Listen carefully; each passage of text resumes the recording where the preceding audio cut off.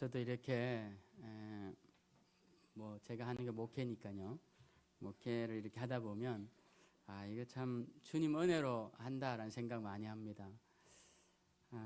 그래서 참 여러분들도 뭐 신앙생활 하시면서 어려운 일들도 많으시고 또 기도하셔도 뭐 잘 안 되는 일들도 있고 그러실 텐데 그럴 때마다 우리가 주님의 은혜로 여기까지 왔다는 것, 그것을 잊지 마시고 우리 찬양의 고백처럼 주님 은혜로 잘 이겨내시고 또 잘 승리하시는 저와 여러분들 다 되시길 바랍니다.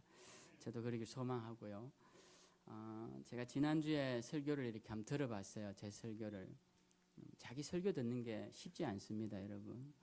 근데 제가 이렇게 설교를 들어봤더니 제가 세 가지 실수를 했더라고요. 첫 번째는 제가 고린도가 항구 도시가 맞는데 항구 도시가 아니라고 제가 설교를 하고 해서 왜 그랬지 그랬고, 또 하나는, 두 번째는 그 에베소가 기독교가 공인된 이후로, 그러니까 AD 한 300년 이후로 최초의 교회 회의, 공회의가 일어난 곳이다라고 말씀드렸는데 최초가 아니고 첫 번째는 니케아였고 콘스탄티노플, 그 다음 에베소인데 제가 니케아하고 에베소하고 헷갈려가지고 세 번째라고 말씀을 드렸습니다. 제가 안 들었으면 그냥 다 넘어갈 일인데 제가 들어놓고는 말씀을 안 드리기가 참 애매해서 말씀을 드립니다.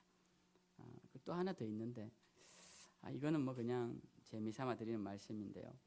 교육관에 걸려있는 그림 있잖아요. 우리 김하병님 주신. 제가 밥 먹으러 갔더니 목사님 물고기 12마리 아니라고, 몇 마리냐, 15마리라고. 그래서 그래요 봤더니 위에서 3마리가 내려오고 있더라고요. 이 모여있는 애는 12마리인데 위에서 김하병님도 저한테 그런 이야기를 안 하셨고, 그래서 저는 12마리인 줄 알았는데, 그건 제 한번 가서 나중에 그림 자세히 보시면 재미있을 것 같습니다. 사도행전을 하면서 도대체 몇 번 했나 봤더니 한 35번, 36번째 이렇게 하는데, 이 36번의 사도들이 걸어간 길, 그 사도행전이잖아요. 그 사도들이 걸어간 길을 우리가 36번째 이렇게 따라오는데 지겹기도 하고 뭐 이렇지는 않을까 싶은 염려가 됩니다. 제 마음은 늘 그런 게 염려예요. 어떤 목사님 모임이 있는데, 우리 서종 지역 모임을 지난주에 했습니다. 서종 지역 교회가 여러 개가 있습니다. 여러 개 있는데 그걸 주도하는 교수님이 계세요. 교수님이 계신데 그분이 목사님들을 이렇게 모으기가 쉽지가 않습니다.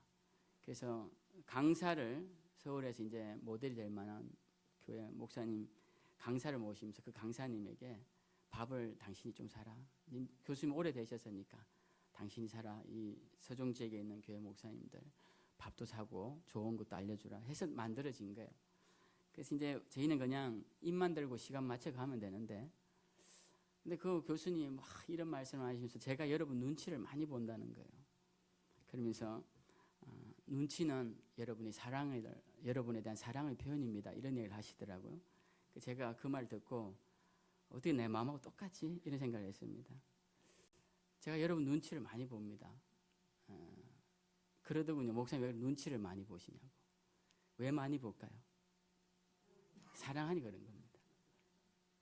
제가 뭐 사실 눈치 볼 위치는 아니잖아요. 그죠? 제가 지금까지 걸어오면서. 근데 눈치 안 보면 제가 너무 무례해지고, 그죠? 또 여러분의 생각을 또 존중 안 하게 되고, 그래서 눈치를 많이 봅니다. 눈치를 많이 봐요. 그래서 설교 시간 또 길어지면 눈치를 봐서 막 끊고, 다 여러분 사랑해서 그런 겁니다. 그죠? 여러분 이해해 주시고, 원래 저는 어릴 때 눈치 보고 안 자라가지고 눈치가 뭔지 모릅니다, 사실은. 근데 목회하면서 눈치 많이 배워서 제가 뭐가 그렇게 눈치 볼 일이 많은지.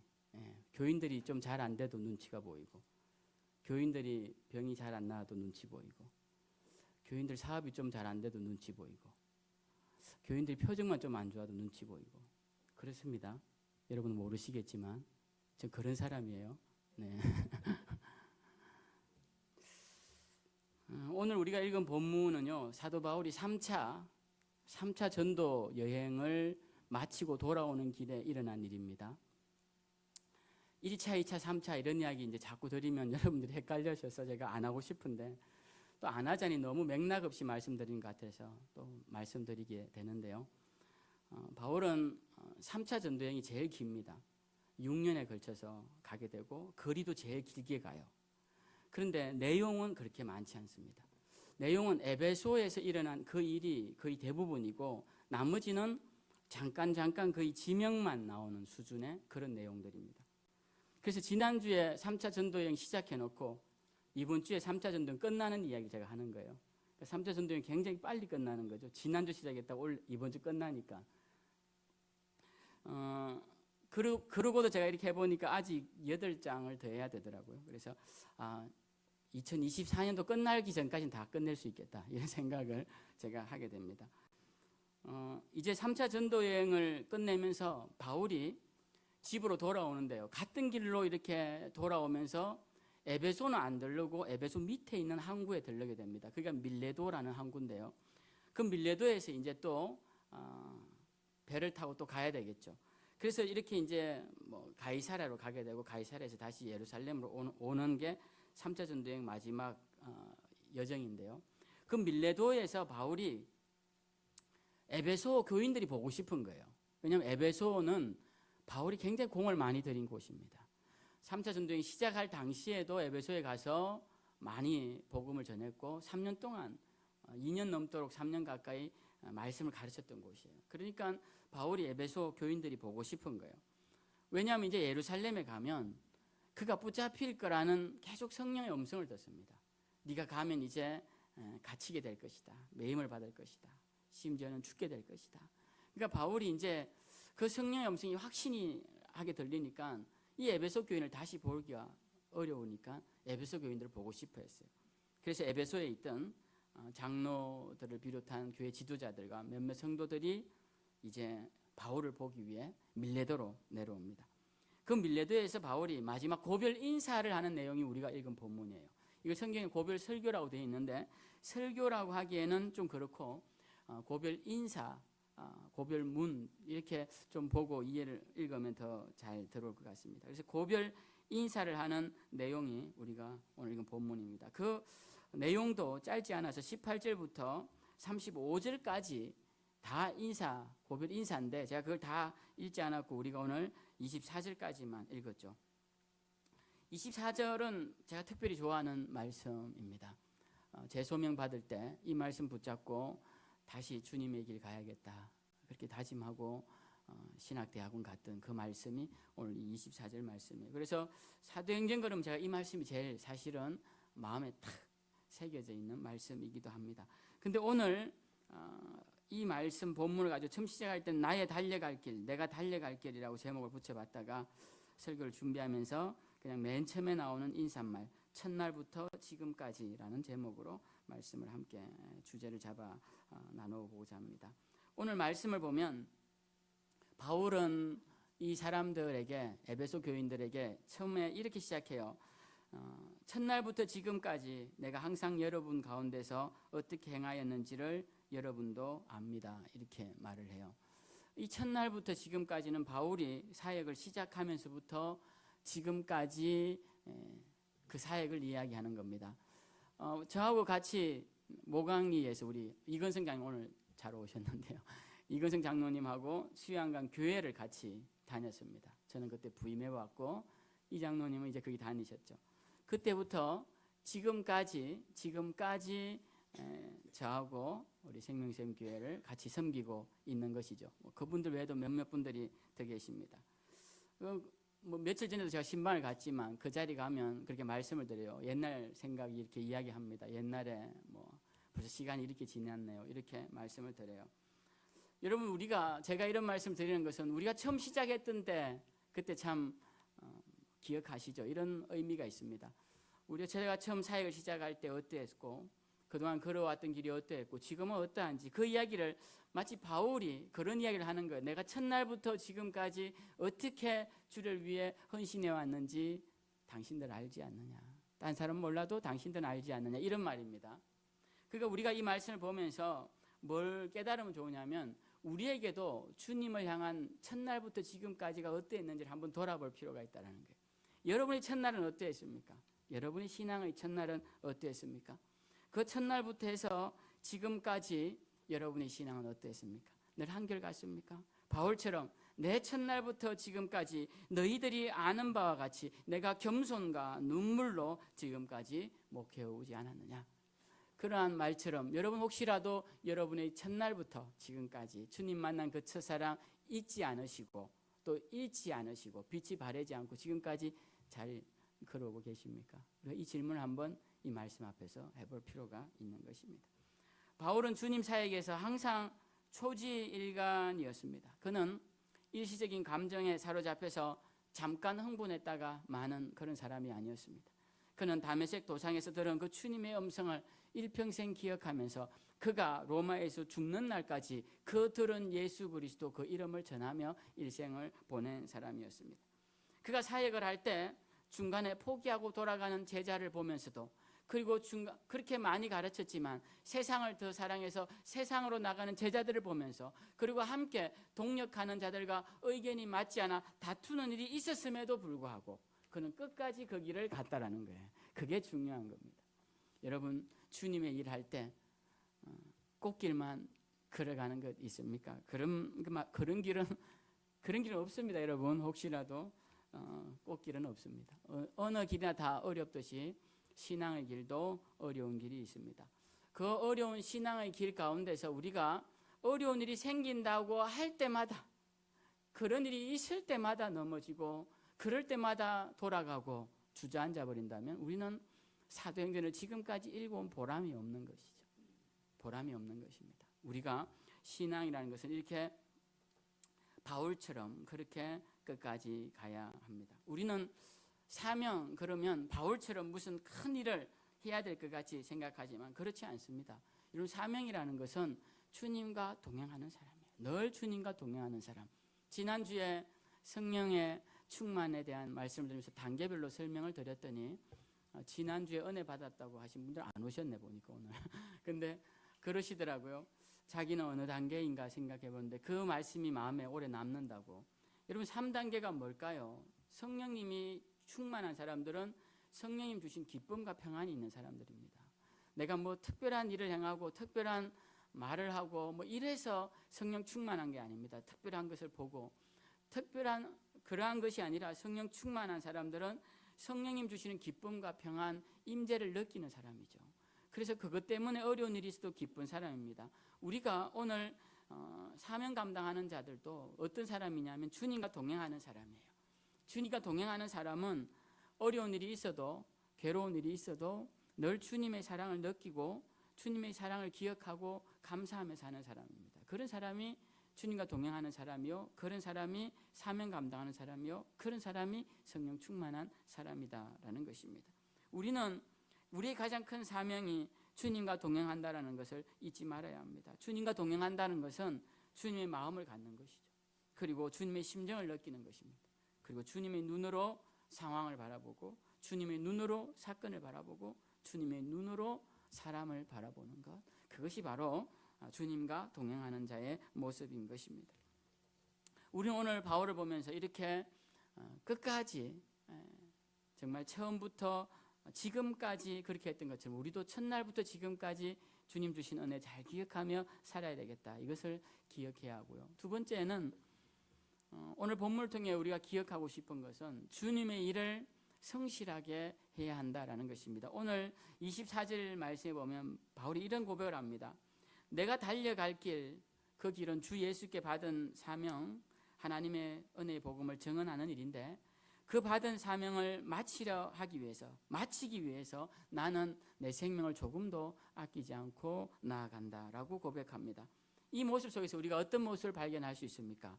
하나님께로부터 받은 사명을 감당하기 위한 바울의 헌신적인 노력을 우리가 이 고백 속에서 발견할 수 있습니다. 우리는 바울의 이 걸어가는 길, 사도행전은 크게 전반부는 베드로 중심이고 후반부는 바울 중심인데요. 그 베드로 중심이라는 것은 유대 중심이고 바울 중심이라는 것은 이방인 중심인데 이 후반부 바울의 걸어가는 길을 보면서 그가 얼마나 열심히 주님의 일을 감당하는지 보게 됩니다. 우리가 이 사도행전 후반부를 보면서 그걸 우리가 배워야 해요. 열심히 해야 되겠구나. 열심히. 제가 우리 성도님들 가운데서도 참 성실하게 자수성가하신 분들이 계세요. 지금까지 삶을 일궈내시고 그런 분들이 한결같이 하는 말이 뭔지 아십니까? 부지런하라는 거예요. 성실하라는 거예요. 성실하게 하면 기회가 오고, 성실하게 하면 재산이 모이고 생활이 되도록 만들어진다라는 거예요. 성실하게 하라. 저는 그 말씀에 동의합니다. 왜냐하면 성경에도 그렇게 가르쳐요. 지혜의 책이라고 불리는 잠언서에 보면 우리가 지혜로운 자가 어떤 자일까 싶지만, 책을 많이 읽거나 많은 지식을 갖고 있는 자일까 싶지만, 성경에서 말하는 잠언에 나오는 지혜서에서 지혜에 관한 말씀은 가장 많이 나오는 것이 겸손입니다. 겸손한 자가 지혜롭다는 거예요. 그러니까 교만한 자는 미련하다는 겁니다. 여러분, 교만한 자랑 가까이 안 하는 게 좋습니다. 왜? 그에게는 미련함이 나오기 때문에 그래요. 근데 그 5가지를 다 말씀드릴 수 없지만 그 중에 하나가 뭐냐면 성실입니다. 성실. 지혜로운 자가 반드시 갖춰야 할 요건, 그리고 지혜로운 자라면 반드시 나타나는 삶의 태도가 뭐냐라고 했을 때 그 중에 하나가 성실함이에요. 그게 잠언에는 많이 나오고 있습니다. 그런데 오늘 이 사도 바울은 복음을 전함에 있어서, 사명을 감당함에 있어서 성실히 행합니다. 그는 지혜로운 자이기 때문에 그런 것이죠.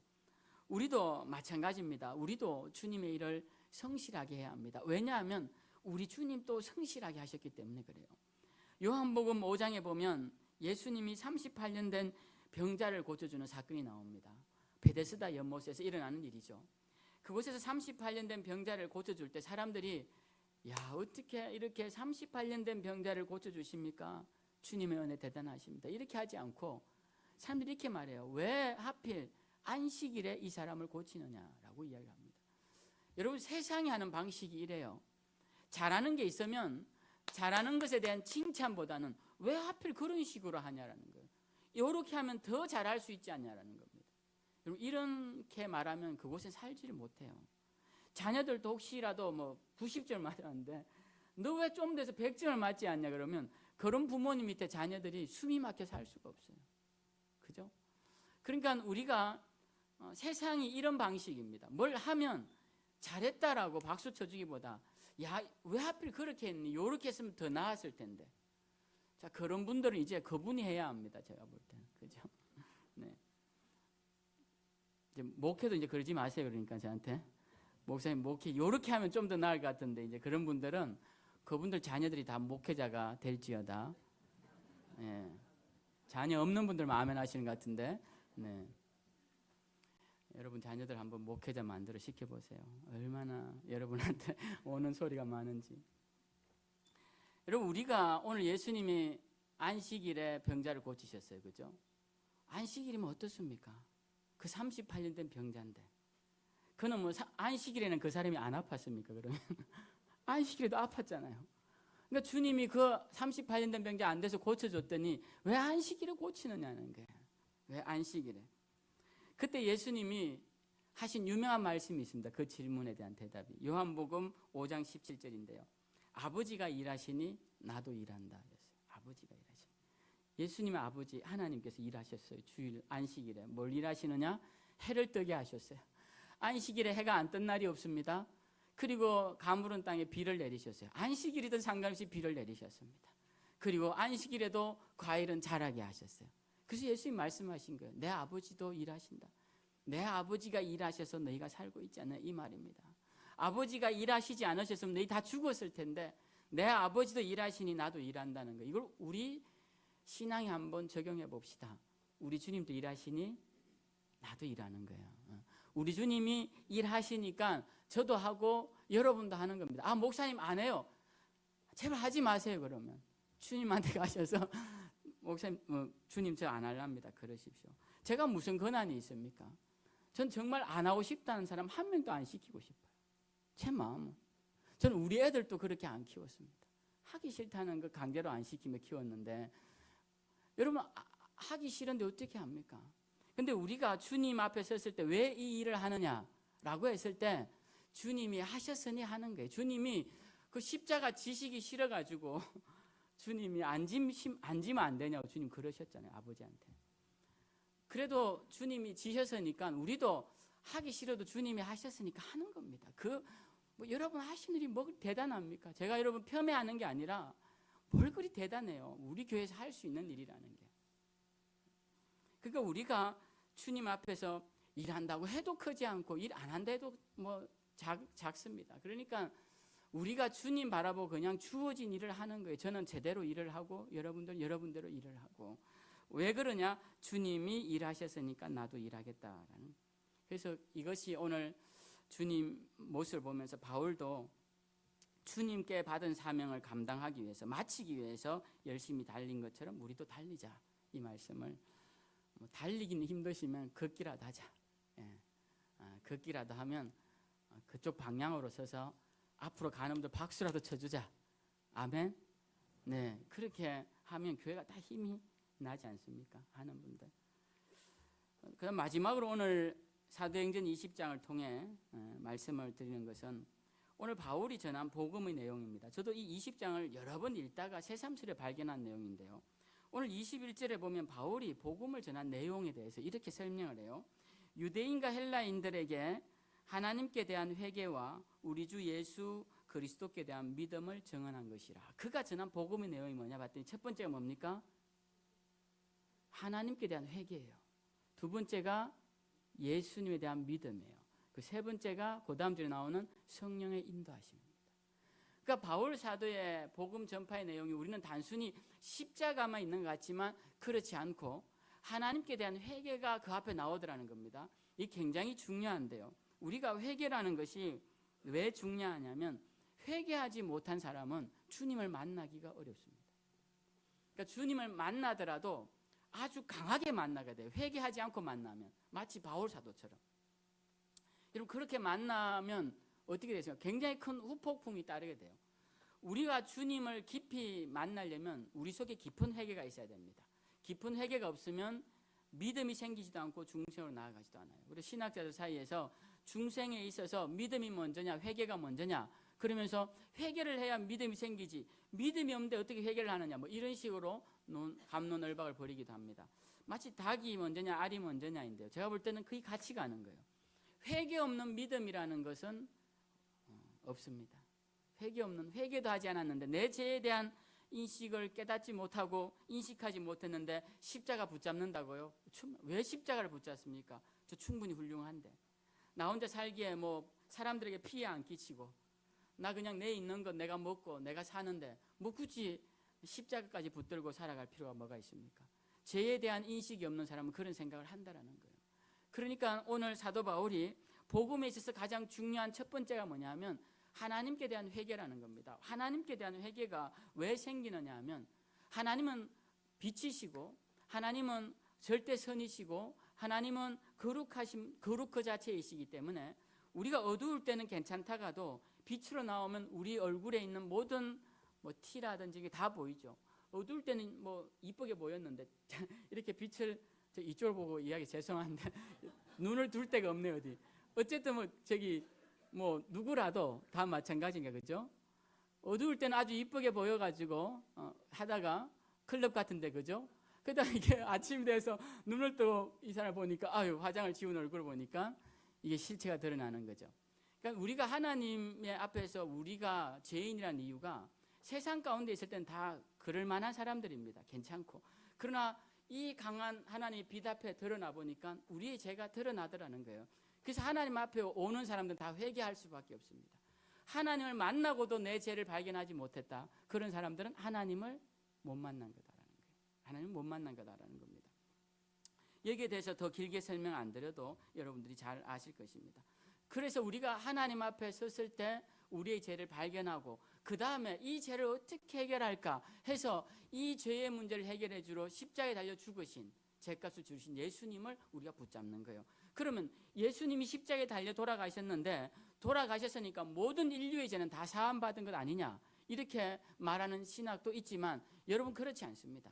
예수님이 죽으셨다고 해서 모든 인류가 구원받는 것이 아니고 여러분 놋뱀을 만들어서 장대에 매달았다고 해서 불뱀에 물린 자들이 다 나은 것이 아니고 누가 낫습니까?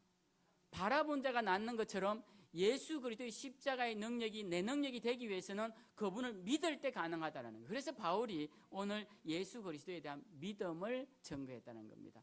그래서 예수 그리스도에 대한 믿음의 증거는 하나님 앞에서의 회개가 반드시 동반돼야 되고 이 두 가지는 같이 갈 수밖에 없다라는 겁니다. 여기서 바울 복음의 놀라움이 들어가 있는 것이죠. 그래서 우리가 이 사실을 기억하고 마지막으로 보면 성령에 매여 예루살렘으로 가고 있더라라고 말씀합니다. 성령에 매여 가고 있더라. 바울은 지금 성령께서 계속 말씀합니다. 너는 예루살렘에 가면 매일 것이야. 그리고는 붙잡혀 갈 것이야. 그렇게 계속 말씀합니다. 그 말씀대로 바울은 예루살렘에 가서 갇힌 뒤로 그 뒤로 풀려나지 못하고 로마에까지 호송된 뒤에 거기에서 죽게 되죠. 근데 바울이 그 길을 알면서도 그 길을 피할 수 없는 이유가 뭐냐 하면 성령에 매여서 가고 있기 때문에 그런 겁니다. 성령의 인도를 받아 가기 때문에 그런 겁니다. 우리의 신앙은 이러해야 합니다. 우리의 신앙이 자꾸 주저앉거나 자꾸 방황하거나 자꾸 세상 가운데 돌아가는 것은 성령에 매여 있지 않기 때문에 그래요. 성령의 인도를 따라 걷지 않기 때문에 그렇습니다.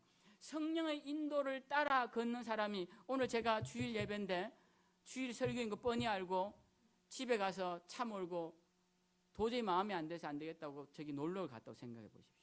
그럼에도 불구하고 여러분들이 저를 목사님은 참 얼마나 마음이 괴로우면 저를 이렇게 생각하시겠어요? 성령의 인도를 따라 살지 않기 때문에 그런 겁니다. 성령의 인도를 따라 사는 것은 내가 하고 싶은 것, 하기 싫은 것 의지와 무관합니다. 내가 하기 싫어도 성령의 인도라면 하려고 노력하는 자세, 이것이 성령의 인도를 따라 사는 거예요. 그래서 여러분, 제가 일일이 성도님들 각 가정을 다 신방해서 이런 말씀을 못 드리더라도 여러분들이 주일날 주어지는 메시지가 오늘 나에게 주시는 메시지다. 이걸 꼭 기억하셔야 돼요. 그래서 우리의 신앙의 완성은 성경에도 잘 표현하듯이 삼겹줄처럼 우리 삼위일체 하나님처럼 우리가 하나님의 은혜와 예수 그리스도의 믿음과 그리스도를 향한 믿음과 성령의 인도를 따라 살아야 된다. 이것이 우리 신앙이 완성되고 신앙이 온전해지고 신앙이 마지막 우리가 가야 할 도착지에 도달하게 하는 모습이다라는 거예요. 그래서 오늘 바울이 전한 이 복음 기억하시고 세 가지 말씀드렸는데 기억하시고 우리의 첫날이 어땠나 생각해 보시고 지금까지 그 첫사랑 잘 지키고 있나 생각해 보시고 그 길을 지금 내가 성실히 가고 있나 생각해 보셔서 마지막까지 주신 사명 잘 감당하며 주님께 큰 영광 돌리시는 저와 여러분들 다 되시기를 주님의 이름으로 축원드립니다.